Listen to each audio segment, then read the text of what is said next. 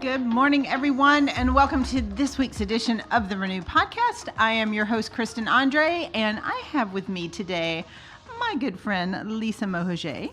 I am excited about this because, as you guys know that watch us a lot, we've been kind of doing a little bit of girlfriend month here. We've been bringing in some different folks and some friends of mine. So Lisa is a friend of mine, and today we are talking about friendship because this has been, it seems like a basic topic, but the older I get, I'm determining that this is like a big deal. And I don't know that younger people, or at least when I was younger, I didn't think about friendship as much. Right. What do you think? Right. I agree. Especially now as an adult, looking back at the friendships we have, how important they are. And, Yeah. All right. So Lisa, I'm going to let you introduce yourself because you guys, those of you guys watching us live on Facebook or one of our streaming platforms, you guys get to see Lisa. She's one of my glam friends. So it's, I always my kids call you Miss Universe so Lisa was Miss Universe North America. Mrs. Right? Yes. Mrs. Universe North America, that's a big deal. Like you're famous. One of my famous friends. How about that? Famous. But I know, right? But it's it's really cool because you've done a lot, and we're going to do another episode later on kind of overcoming obstacles. So you really have done a lot to get where you are and to accomplish everything you've done. And I think that's probably what's brought out the character in you, not the character, but like your character. So when you were younger, were your friendships different than they are now? Yeah, I would say they were very different. I'm from a town of 1,300 people. So I think in my school, like my graduating class, there was like maybe 70 to 100 kids. And in the whole class? In the whole grade, yeah. So we started basically like from kindergarten through graduation. That's a small class. I have a friend like that was from upstate New York, and she said I think they had like 50 in their graduating class, and I think she was related to half of them. So you don't really get to venture out. You're kind of just friends with, are you friends with everybody then? For the most part, it was a really small town, so it was a lot of like I was the girl that had my roller skates, skated around the town, past the cornfields. I was such a big roller skater. Yes. All right, I didn't skate past cornfields. I didn't know that was a thing. That is, yes. But skating was really big back in the decade we grew up in. It was. I was laughing the other day because a lot of people say that saying, I put on gangster rap and handle it. I'm like, I put on Kool and the Gang Celebration. Kool and the Gang was good. And handle it. And the Rapper's Delight, do you remember rap first? Yes. That was a big skating song. That was a big skating song. But so growing up in a small town, like how is that different? I think it's different because you're not exposed to other cultures. You're not exposed to different types of people, which thinking about our group now, we have a wide range of people, all different cultures from different parts of the world. Yeah, I think it's interesting. So I'm going to back up and tell you guys how Lisa and I met, because what's really funny about friendship, and this is why you're so good to do this interview, is what's really funny about friendship is it's not really a matter of time. Because our friend group that we hang out with, most of us have only known each other a few years. And we had the opportunity to meet through Best Self Magazine here in Atlanta. We've all done some work for them. And we kind of came together with a lot of commonalities. Just, a focus on helping people get better and improving their lives. And, I do business and you do a lot of lifestyle and health and fitness and things like that. But that was kind of the core that brought us together, the philanthropy, the giving back, the helping others. But our group could not be more different. Right. We, like you said, we have tons of cultures. A lot of us, a lot of the people in our group were not raised in the States either, which growing up in a small town, I grew up in Columbus, Georgia, like 2 hours south of here. We did have like 400 people in our class. So Columbus is a big, small town, but we didn't have a lot of other cultures or a lot of ethnicities to learn from. Everything was kind of homogenous, like everybody does the same thing. Yes. They all skate past the cornfields, right? Right. So how did you venture out? I guess I would say I always just felt like where I was living wasn't where I was supposed to be living. Growing up, our summer vacations were typically to St. Louis to watch the Cardinals. My parents are huge Cardinals. Oh, my kids are fans. massive Cardinals fans. Yes. Okay. Yep. So it was mainly St. Louis, or we would go to Chicago, and I was always just like, wow, I'm supposed to be somewhere else. I'm supposed to be in a bigger city. Yeah. I felt like I wasn't doing what I was supposed to be doing. And my daughter Tiara and we came to Atlanta the middle of July, and 3 weeks later we moved. So yeah, moved here. She and wow. we didn't. You just didn't know packed up and anybody. said, I'm going. Yes, I had a list of places I was looking. Yeah. So she knew we were going to be moving, and this was like for a few months. We were looking at like California or Florida. You just wanted big city. Big city. Okay. I wanted more culture for her also. Okay. So yeah. So you come to a new city, which I did too. I moved a lot. So I grew up in a small town in Georgia, went to undergrad in Florida, and then, came back to Atlanta and then moved a lot of places. I mean, I went St. Louis, Milwaukee, Connecticut, and then back to Atlanta. But it's hard when you move as an adult to make friends. Like you don't you're not at school. It's kind of creepy to go up to people and say, hey, will you be my friend? You could do that when you're in elementary school, but like as an adult, you can't. Right. So you guys started over. And I feel like every time I've moved somewhere, I had to re-find friends. A lot of mine were corporate moves, and so you kind of had the people from work, Right. Which are by default your friends. But how did you find friends? It was hard. So I also own my own business. So like you mentioned, you go to work, you meet friends. Well, I didn't go to work. Yeah. I was here by myself. And in Atlanta, you have like OTP, ITP, outside the perimeter. I was outside the perimeter. I was a single mom, and I would meet women. Yeah. That sounds. Yeah. I would meet women. Would you go to the bars and meet the women? No. I would meet friends through like networking groups, but Yeah. it was really hard to stay connected because they were working full-time jobs. Yeah. And then, with my daughter, it was hard for me to leave in the evening to go to dinner or whatever. So it was really hard to build that relationship. So was it, what I found like moving, it is hard to build relationship, but I feel like so many people that are in the same place, and I'd be curious, those of you guys, I know a lot of people are chiming in, so thank you for that. Shelby says she loves Kool and the Gang. That was her first concert, so we should have figured that, Shelby. But all right, those of you guys listening, I'm really curious, do you still have the same friends? Because we kind of by default had to move on from the friends that we grew up with, because I still see a handful of mine. Not a lot, but a handful that like I still stay connected with, but not many. So we had to find new friends because we moved. And I feel like a lot of people stick with friendships they've had since childhood because they're convenient.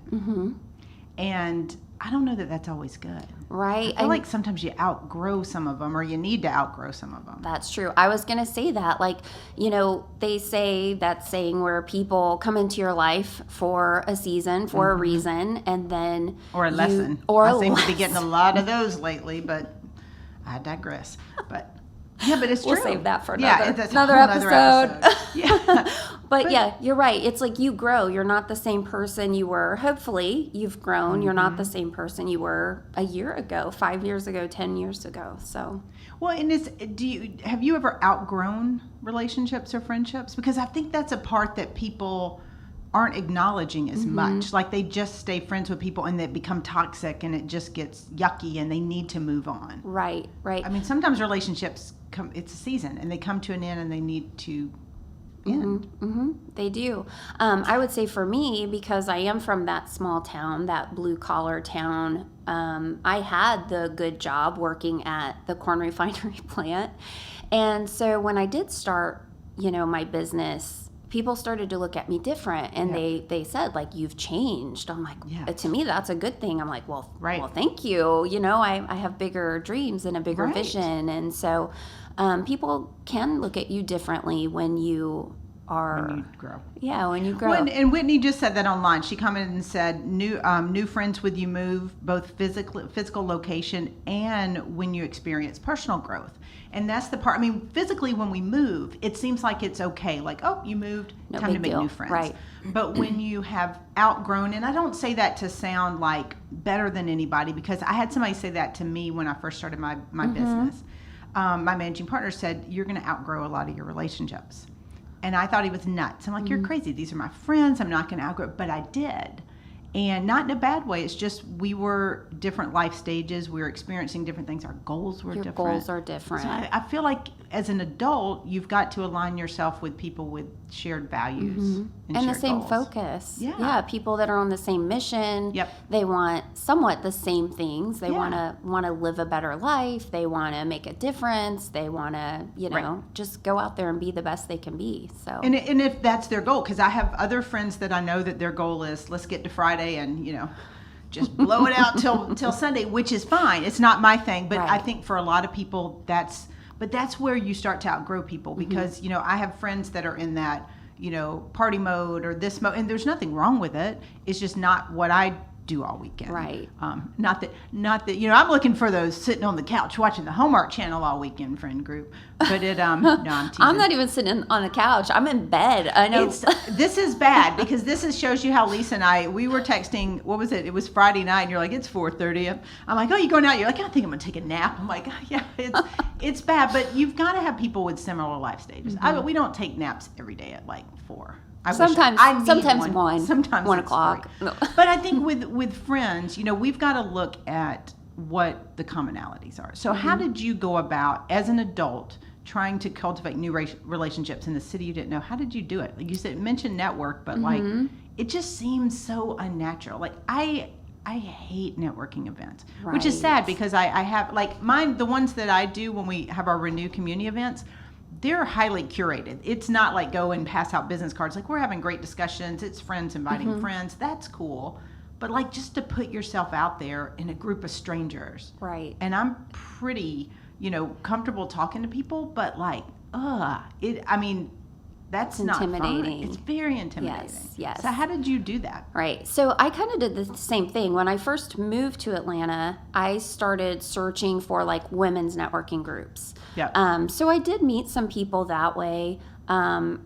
With me, the majority of my friends before moving to Atlanta, they're all over the U.S. because of my business. Yeah. So it's like I have all of these amazing friends, but I only get to see them a few times a year. Right. So for me, when I moved here, it took me quite a long time to find my circle. And honestly, that was through our Best Self Atlanta magazine. I did get into pageantry a few years ago. Yeah. Everybody does a pageant in their 40s, their first pageant.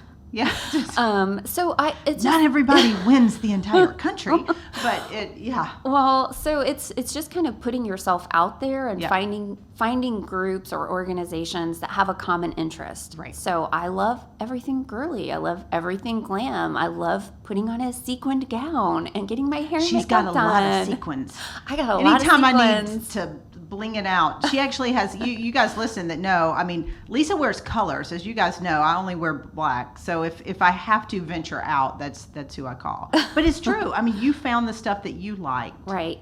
and you were able to find people from that. But I think that's key, is not trying to fit yourself. You didn't try to fit yourself into somebody else's mold. Right. You just were you. Right. And then I feel like that's what attracts the right people. And that can be hard because you feel like, well, I have to be a certain way. I have to dress a certain way. I have to look a certain way. I have to talk a certain way. I always felt like for me, I needed to be more serious. I needed to be more professional. Like it's not okay to stutter, or it's not okay to tell silly jokes like with Shelby. Hello, Shelby. Yeah, Shelby's our joker, our jokester. So I always felt like I had to be a certain way. And when you finally accept who you are and realize like, this is me, this is the best version of myself. I'm going to go out there. Whoever is drawn to that is drawn to that. And whoever isn't. And that's when you can really be your authentic self and attract those people into your life. And I think that's key, is really it takes a while to figure out who you are. But once you do that, and it doesn't have to be the same people. Like I always say, you're going to attract your tribe and the people you're meant to be around just by being you. Right. It doesn't mean you're going to attract absolute clones. And I think you could be the quirkiest, silliest, whatever out there, and your people are still there. You could be like, I'm a farmer who likes rainbows and unicorns, and you're going to find other farmers that like rainbows and unicorns, because you attract people. I don't know. I think the more you're genuine, and the more, because if you look at, my friends in our friend group, we're not all the same. We're very, very different. I am not the silly one. I'm the serious one, I think, out of all of it. I'm probably the most sarcastic. And I'm the most lacking of a filter, I think, out of our group. I just tell it like it is. But we need that. That's my role in the tribe. Yes. But being your authentic self, you attract people. So I feel like, I talked about that when I did the You're Not For Everyone book last year. We hide ourselves for far too long. And it took me, I don't know about you, it took me until probably my early 40s to get where I was just comfortable enough with me to let me show. Right. It's kind of like we hide us. We round out the edges. We try to be quieter and softer and all that stuff until we get to an age where we're like, why in the world am I doing this? Right. And once you open yourself to being authentic, that's when the right friends start to come along. How long did it take you to kind of I would say comfortable? For me, it was probably my mid 30s. And for my business, we do a lot of webinars, a lot of videos. And I remember my girlfriend was like, Lisa, like, that is not even, I'm like, hi, I'm Lisa, and I'm from Central Illinois. She was like, what are you doing? That is not you. Yeah. I'm the one at retreats. We're like jumping on the beds and we're running down the hallway. We're having fun. So she was like, what are you doing? Like, that's not yourself. Yeah. And so it was kind of like from that moment, hearing those words, like, just be yourself. Like, that's what makes you relatable. And that's what helps attract the right people, for sure, from a friend standpoint. But people are scared to be themselves. I mean, I'm that way a little bit too, because we spend a lot of our lives being told, oh, you're too this, too that, too loud, too soft, too tall, too short, whatever, too big, too skinny. It's funny. I went into the fitness thing, as you know, because I was texting you guys all the time, doing that 75 hard thing, and I knocked off like a few pounds, which was good. I felt good. And then I got well, you're getting too thin.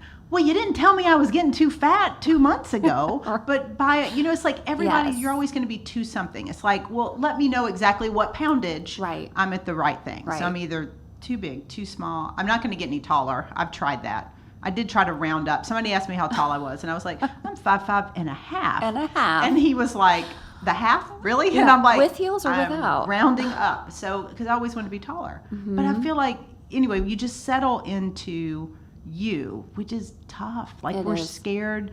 It's almost like we're scared to be us. Right. And that's sad if you really think about it. Yeah. And for me, I used to be 60 pounds heavier. Yeah. So tell a little bit about your story, because you mentioned your business. So Lisa, if you guys know Beachbody, Lisa has been with Beachbody forever. Like, she's one of the OG Beachbodies. From the beginning. So she is one of the OG Beachbody people. But your story with Beachbody is, because I think, and this is important, and I'll say this because I know a lot of us do this, because people are gonna look at you and go, oh my gosh, she's glamorous and she's got sequins and got all this, but how you got there, especially your fitness journey, is crazy. And it was a lot of hard work, because you mentioned you were 60 pounds heavier, single mom. And then found Beachbody. Yes, found Beachbody. And it's interesting that you say that, because I do have a lot of people that are very surprised when they hear my story. We'll share it on the next one, about being, living in public housing and being on public aid. That's part of my story as well. I had my daughter at a very early age, and honestly, after I had her, I was good. I was rocking a bikini. I had a C-section. It was like a few weeks later. I'm at the pool. I'm a few decades later, and I'm still not. Yes. And but it wasn't until my first marriage. That sounds really interesting to say. My first marriage, that I started to gain weight, and I've always struggled with my weight. That's something from like third grade. Same. That the weight just started to come on, and I got very depressed. and was eating very bad. It was like fried foods and pizza and drive-through. And then I would go to bed at like 8 o'clock every night because I was depressed. I was like, well, I would rather be asleep than... All right, so what were your friends doing? Because I'm curious with that, like during that depressed state, did you have that core group of friends to help you out of it? No, I really didn't have any friends. But then. I think that makes a big difference. Yeah. I think it's, Right. it makes a huge difference. Yeah. I mean, I went to work. I had, you have your work friends, and we were talking about this before, where you feel like people that you work with, and I'm sure a lot of people can relate to this, you build relationships with people at work. Yeah. And then when you leave that job or they leave, they're gone. what happened to my friend? I shared like all of my entire life story with you, and thought we were good friends, and they were gone. So I didn't have a huge circle. I did have some great friends that I worked with, but nobody really helped me. And I think that's a big thing, because when you go through tough times, you've got it's not that we haven't, a lot of us, gone through weight gains, weight loss, all that, but when you're having really depressed and you're in bed and you don't want to get up, to not have that tight circle, that truly the authentic circle that cares. Yeah. So how did you get past it? Because you had to do that on your own. Yeah, and I think a lot of times you don't realize what you're dealing with, or the severity or the impact it's having on you at that time until after you're out of the situation. But for me, it was just, I remember so many times, like just my mom is probably my best friend, honestly. But I remember, just like we would be shopping, and I'm trying on like electric waistband pants, not electric, elastic. Electric would be that. I mean, I was going to zap, I was trying on like elastic waistband pants, and she's like, oh, they look good. It's probably just how they're made. And so it was more like it's an awkward conversation for the other person as well, when you need to lose weight, you're overweight, and they don't know you look great. You don't know what to say. Yeah. You look so good. You look great. Those elastic waistband pants, they're just made different. It's okay. But so many of our friends, because it's tough, like, excuse me, so many of our friends do that, whether it's weight gain or relationships or anything, they tell us, what you want to hear, which is good, right? But that's also got to be countered with the constructive. Okay, here's how can I help you? Yes. If it's a goal of yours, If it's not a goal of that everybody's way, to lose weight, but if it's a goal of yours, yes. If you feel that way, if that's how you feel, then here's some things that we can do about it. Yeah. So but for me, it was like, I remember I saw a picture of myself. My mom always wanted to take pictures, and I was like, no pictures. And it was a picture of my brother and I. It was on like New Year's Eve, and I remember I saw the picture, and that was the Oh, those turning pictures do it. moment. I was like, who? Especially when they get the pictures from the back, you're like, wait a minute, hold on, what was that? Right. Yeah. Right. Yeah. Yes. So from that moment on, I just made a decision, and I got my nutrition on track. I started workouts. I got up at 5:30 in the morning. Yep. Worked out before work, before getting Tiara up. Yep. Would walk on my lunch break. I would go in the bathroom on my restroom breaks, and the building I worked at was called the Sand Castle in the Corn. It was this huge castle building. I love that you work for a corn refinery. Mrs. Universe plant. Working at the corn refinery plant. Yes. And so everything was like marble, and it was huge. Everything was like massive. So the bathroom was like giant. I'm in there doing like jumping jacks. I'm doing squats. I was determined. At that point, it's like you lose like 2 pounds, you lose a half a pound, and it was enough to keep me motivated to just keep going. Yeah. So how, like, staying on track, fast forwarding now where you do have that friend group, how does that differ from back when you didn't have the support? Like, when you go through bad times, right? How has it been? Because I know it's a big difference for me. Because you guys know, I had a bit of a week within the last week, and I mean, I was texting a lot. Yes. I mean, and I needed those talk me off a ledge, let me ugly cry type of conversations. Right. How has that been different for you now? With the friend group? Night and day. I took my bracelet off because it was making noise, but one of our girlfriends made me this bracelet, and it's just been night and day, like with COVID and everything. And I've gone through a lot of changes in my own personal life that have been really hard, and just having girlfriends say like, hey, I'm coming over. I don't know what you're doing, but I'm on my way. Yep. You need to get out of bed today. Like, you need to Yeah. do your hair today, Lisa. Like, Right. or just texting about like, Tran and I, we text all the time about random Yep. things. And it usually has to do with fiber supplements. If you're not texting your friends about fiber, I mean, what kind of relationship do you really have? Yes, that is not real. So it's been awesome knowing that there's someone there. Like, if Yeah. I am really down, to know like, okay, I can text this person, or vice versa. So Exactly. it's really taught me how to be a better friend. So I've learned from all of you guys, Yeah. what it's like to be a better friend and to check in on people when you know that they're down or they're going through a hard time. Just Well, to say, and hey, I'm thinking of you. It's so true, because something, it's funny, Lynn just commented and said, I think she thinks that part of the thing is that in our group, a lot of us have had a lot of hardships. So we not appreciate when people are going through it, but we appreciate the friendship so much more. Because you Right. mentioned, I had two different friends text me this morning, thinking about you, just checking on you. How are you doing? Are you feeling better? Or this, that, the other.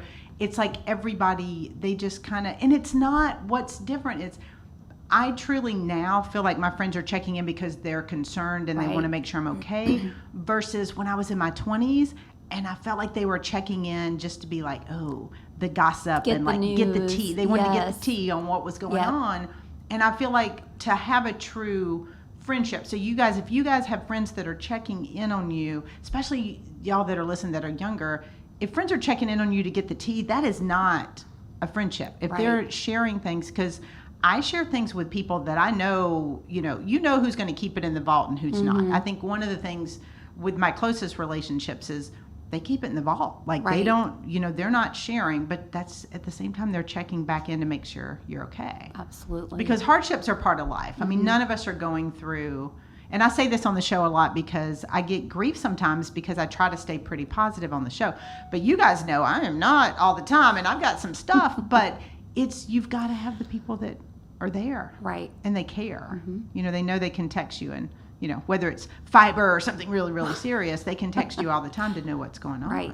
Yeah. I even had a friend offer to meal prep for me.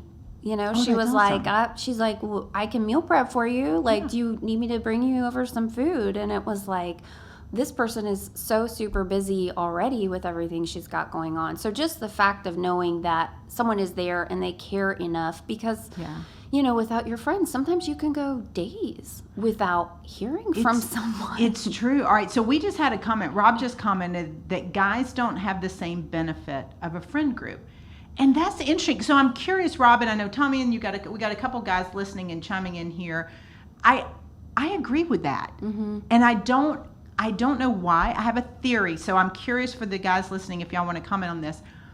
I think it's because like our group, like Lisa and I I have several friend groups that I'm in, and my friends Trina and Katie, and that are in different groups, and Jessica and all these people, my different friend groups, one thing I would say is we're extremely vulnerable with each other. It's not like we tell all the good, bad, and the ugly with my closest circle of friends. I've got less than probably 10 people in my tight circle. That's who gets to know all the stuff. But Rob, I'm guessing is that it's part to do with the authenticity. Like we're willing to be very vulnerable, and we're willing to just say, hey, here's where I screwed up. Here's where I do not have it together. And here's what help we need. And I don't know if guys do that. What do you think? I was thinking that also, that, and I don't know for sure, but, men were raised that boys don't cry, and boys, they've got to be strong. Men have to be strong, and they can't be real and, talk about if they're sad or they're hurting or they're depressed or they have something that they need help with. It's kind of like asking for directions, that joke about men. Don't ask for directions. Well, that's what they say. It's like, he just said people need checking in on a different level. I think guys will be more surfacey with each other. How was the game? It's the hey bro thing. Right.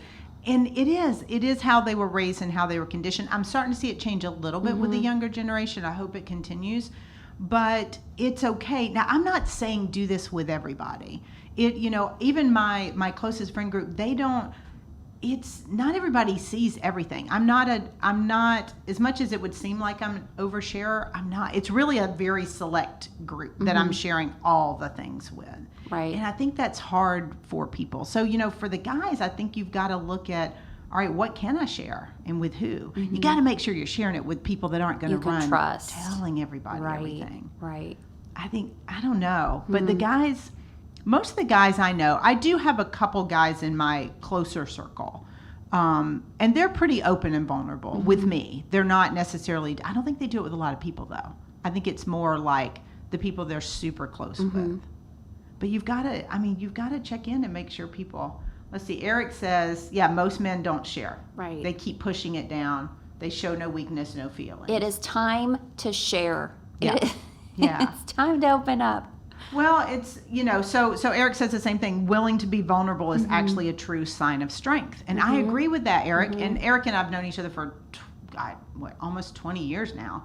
And it's true. Like, it's the guys that can do that, that's a big deal. I'm telling you, guys that are listening, the chicks dig that. They really do.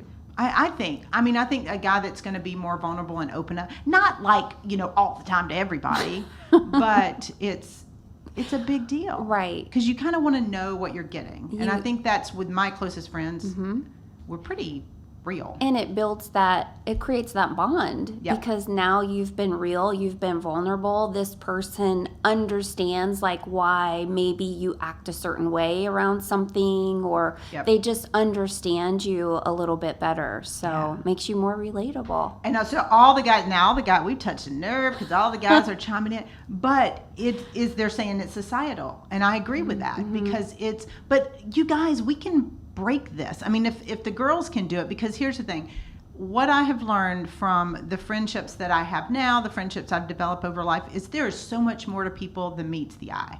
Like we were saying, like even with your story, you don't look at somebody who's done pageants and is, because you have a crazy successful business.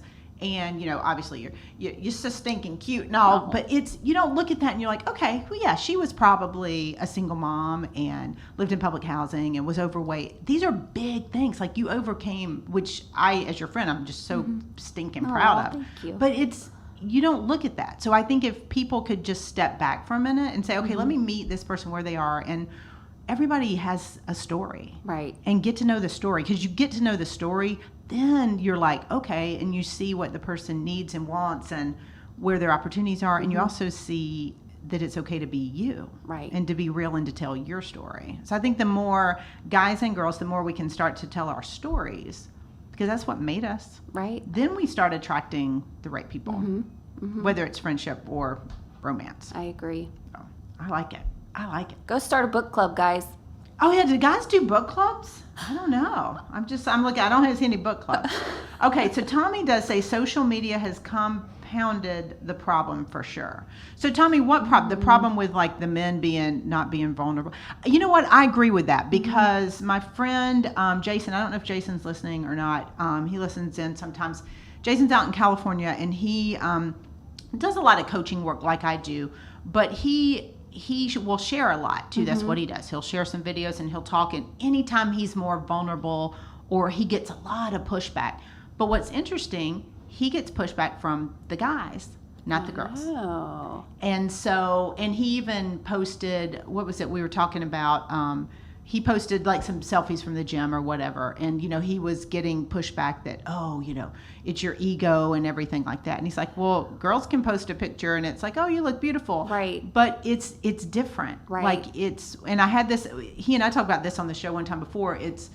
People don't treat guys the same when they're vulnerable or out there or authentic. That's true. And I think also what was Tommy? Yeah, Tommy.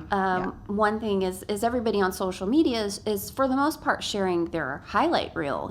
Everybody's putting on this facade. Yeah. Everybody wants to put their best out there. Right.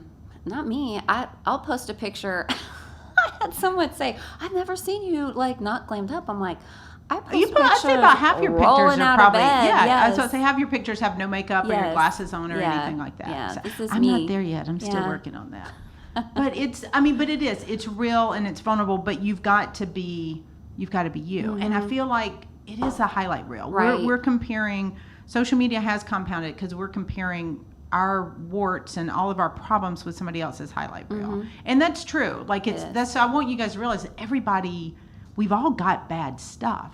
The opportunity with friendship is to find people who you can share your bad stuff with, and they're not running for the hills. Right. They're going, you know what, I've got it too. How can we help each other? They're not judging you. You're not judging. Making you feel bad about it or making you feel less than or putting you down, but like they're accepting you for who you are. Right. And loving you even more because of it. Right. And I think that's the opportunity. And you mentioned not judging you. This, with friendship, that is, now you can judge people's actions, but you may not want to judge them, right? Because we do a lot of judging in this society. We make, and I'm so, I told my kids, I'm like, I don't judge people. They're like, yes, you do. And I think I've gotten better. But we do, as a society, we make judgments based on people. We make them based on how they look. We make them based on how they appear from a fitness level, what car they're driving, how they're driving, all this stuff. And what I've learned, I think, with my friend group expanding from like you growing up in a smaller town and moving around to different places of the country, is until I can hear their story, I can't really judge. Because if you're just doing it off of first impressions or a quick glance at somebody, it's usually wrong. Right. Like we get it wrong a lot. I feel like we need to give people a little bit more grace. Yes. Yeah, because you don't know until you know what walk they've walked, Right. until you've never been in their situation, probably. Yep. Not their exact situation. So until you can fully understand where they've been, where they're coming from, then you have no right to judge anyone. We all bring our own set of baggage. So judging is tough. It's hard not, we just naturally do it. And I know we like to say we don't, because I like to say I don't.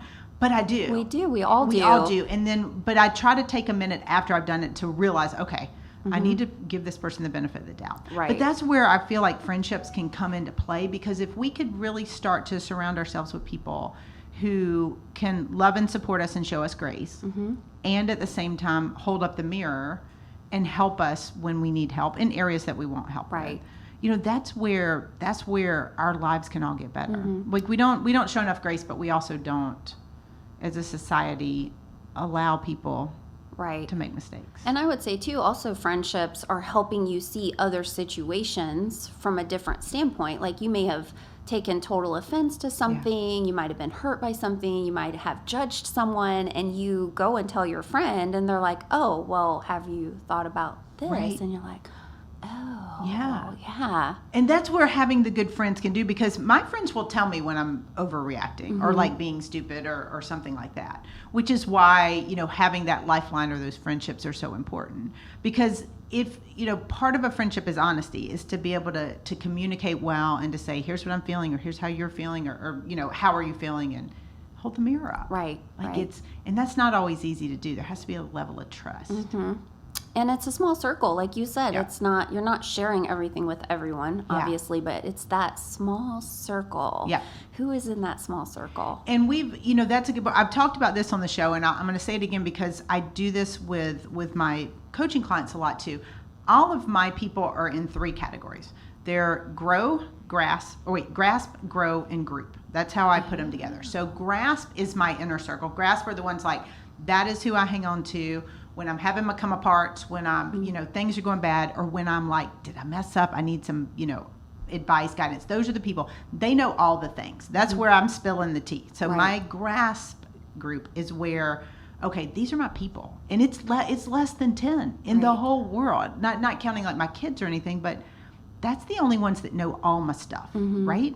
My grow, so there's grasp, grow, and group. Grow is the category like, okay, I like this person. I want to get to know them better. I want to know more of who they are. I want to hear their story. And they're either going to move forward or move backward in my life. But that's a lot of people. That's a little bit bigger group.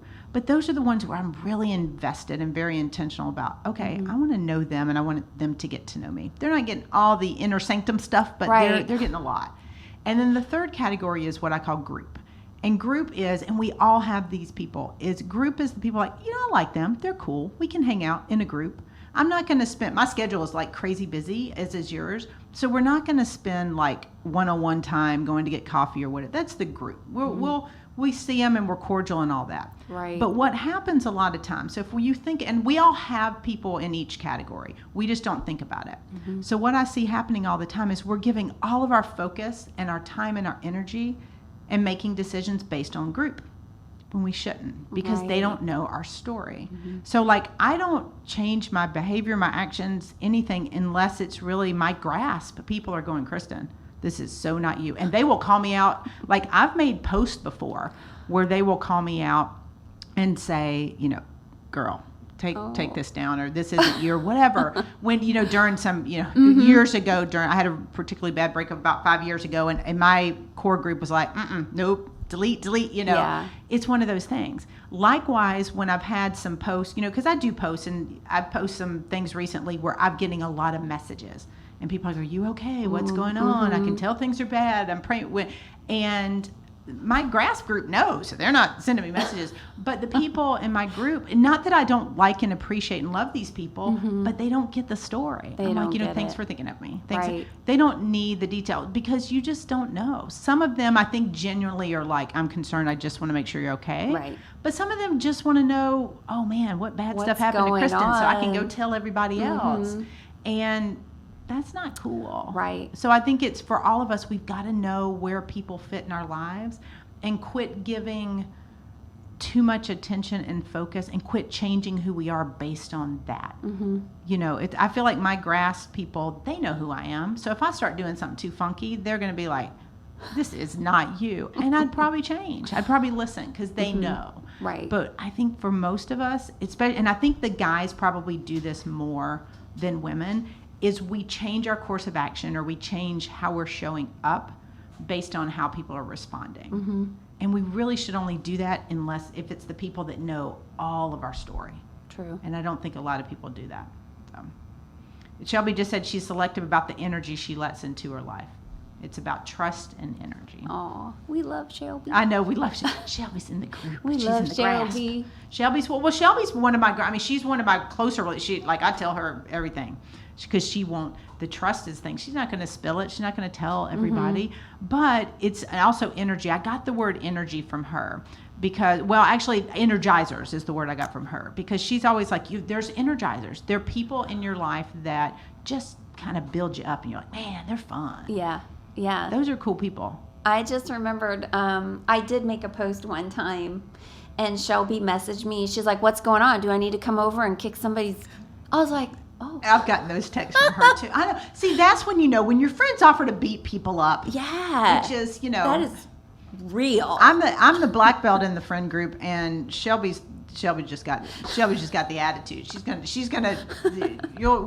She'll mouth them off, and I'll finish the deal. That's what we do. We're the protectors. I'll be back here. Yeah, but every friend group has their people, and that's what you've kind of got to look at. Whether you've got one friend or you've got 100 friends, my advice is really to look at who can hold the mirror up to you, and who can allow you to be fully you. And if you can't be fully you around somebody, they're probably a group. They're probably not in that grasp relationship. Right. And you shouldn't change who you are to please them. I like that. I like the 3 categories. I have mine written because I'm anally organized. I actually have mine written out, and I don't show it to anybody, obviously, because people have asked me, when I've mentioned that, people are like, well, where am I? And I'm like, you can't ask that. Well, if you have to ask, then... I think that's a good response, because some of the people that have asked me are in the group. And it's not that they're bad people. It's just, girl, I'm not telling you all my things because I know. Right. And you got to really look. So I think it is trust, and I think it is energy. I think that's a very good... Shelby also says she'll bring the shovel. See, we know we can count on you. But I think it is trust and energy. That was a very good point, is who can you trust? Whose energy do you like, and whose energy allows you to build? Right. Be yourself. Who brings out the best in you also? Because there are some people that you're around, and they just start to bring out not good things about you. Yeah. They make you feel bad. They make you kind of just, your energy changes. You start to feel negative. You start to say negative things. You start to think differently. Those are not your people. No, they're not your people. Look at you saying, not your people. They are not your people. Not your people. And that's the whole thing with friendship, is you've got to figure out who your people are. And you've got, I always say, find your people, embrace your people, and love them hard. I mean, that's really what it is. And if they're not your people, that is okay. Yeah. Like, as far as friendships go, life just gets better when you have people that you can be you with, that are gonna love you back and support you regardless. You don't want like fair weather friends. You really don't. You want the people that are gonna get in the trenches with you, that are gonna bring the shovel. That's our new phrase. You want the friends to bring the shovel, but not that we're advocating that. However, if the need were to arise. All right. Well, Lisa's going to be with us again next week, where we are going to talk more in her story and about overcoming obstacles. But thank you for being with us. I love it. I love the friendship conversation. You guys keep talking online. We'll jump in and answer some questions. But I hope you guys are each jumping out and finding your friends, and the ones that you can truly be your authentic self with. So until next week, have a great time, and we will see you soon.